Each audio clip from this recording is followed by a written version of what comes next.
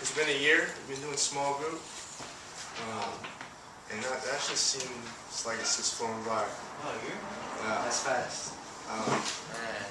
So we've been through some highs, some lows, but we're still doing it, and that's what matters. So I just really want to thank you guys for making it happen. Wednesday night, there's times when you don't want to come. There's times when it doesn't seem like it's worth it. There's something more important. But you make the time, and that makes God smile. And this here, the sad, the good, doesn't happen unless we show up. So it's really us, the church, we are the body, that's making this happen. So before we have Earl and Bernie lead us, I just want to touch on a few things.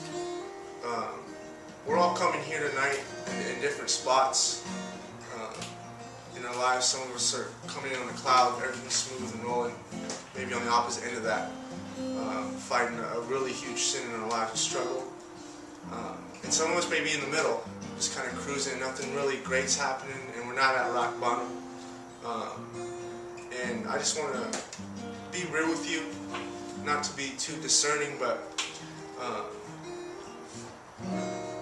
this verse out of Psalms, when David writes, I am losing hope and I'm paralyzed with fear, it's going to happen to you. Whether you're in it right now, whether you experienced it already, or whether it's on its way. And if you haven't felt this way, I'm not saying this to scare you, or even scare myself, but just to prepare us. And I'm not coming from the authority of my life experience, because that's not too credible. We've been around 26 years, and comparatively speaking, what I've gone through is pretty minuscule to what I see in other people's lives. I'm coming from the authority of the Word in Jesus Christ. John 16:33. In this world you have trouble. Take heart, because I've overcome this world. And when I think of when Jesus says, take heart, I can just picture him saying, he clenches his fist and says, take heart. He's not sitting there with his hand on his chin saying, take heart, lovely ones. This is real stuff. He's being bold about it. And when you make a fist of faith, it feels so solid. And he's saying, trouble's coming, but this is me. Fist of faith. With Easter around the corner, it's appropriate to bring up that, obviously he rose on the third day. God brought his son back on Sunday and resurrected him. And we've gone through this before, but maybe you're at a lonely Friday, a depressing Saturday, and that Sunday seems far off. But if we are the church, right, if we've accepted Christ into our hearts genuinely, then we have to accept and believe that we are Christ, we are the body, and we have to believe that if God rose his son on the third day after his Friday and Saturday, we have to expect the same thing for us. And know and believe that our Sunday is coming. He's going to deliver us and bring us back and rise us. Now this all may make sense logically. 2 plus 2 is 4. We know that. It makes sense on paper. But sometimes it's like, man, I get it, but I'm just not feeling it. I'm just not getting it.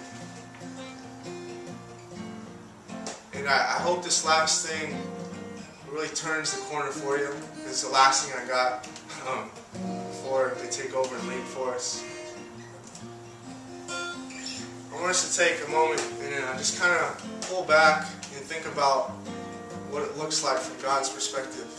Looking through his eyes down on the earth. And just imagine what he's hearing.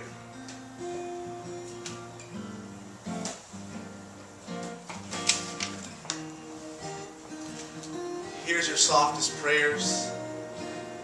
He hears every raindrop that hits the floor. He hears every wave crash and every timber fall. He hears every amen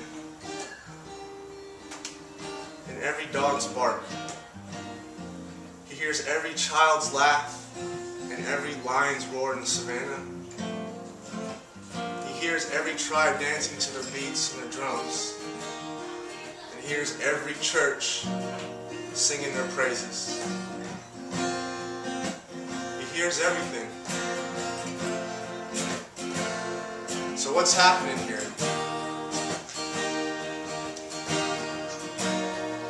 Christ, who is God, is sitting there looking at the world who's on the cross and saying, I've orchestrated the greatest symphony ever put together. I hear everything, and everything I'm hearing is beautiful. But he looks at the world and says, yeah, I hear everything, and it's wonderful and great. There's something missing. And he looks at you. He says, it's your voice. My symphony, my grand symphony, is not complete without your voice. The song that's in your heart can't be sung or played by anyone else but you. And until God gets that heart and hears that song that's in your heart, he's up there saying, it's not done until you come to me. The symphony's not complete until we hear your voice.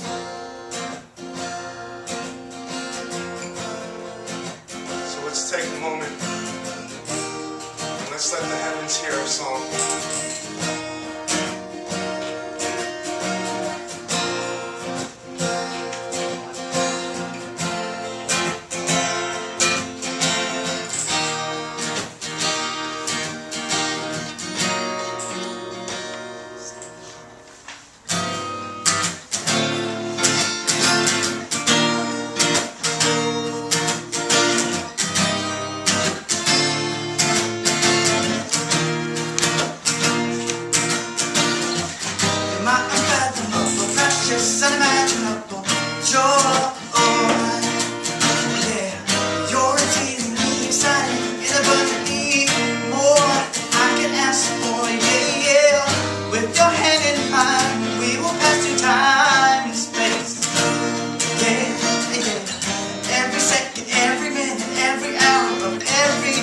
I'll sing my unfailing love.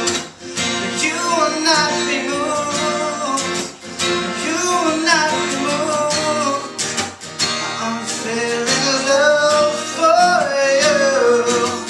Though the mountains be shaken and the hills be removed, yet my unfailing love for you.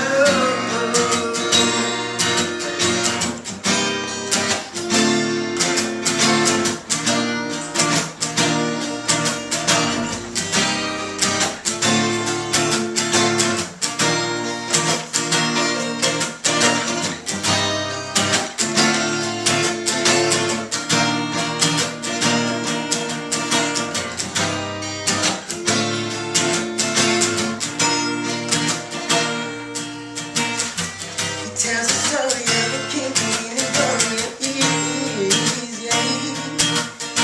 And that same man divides that plain ours with his.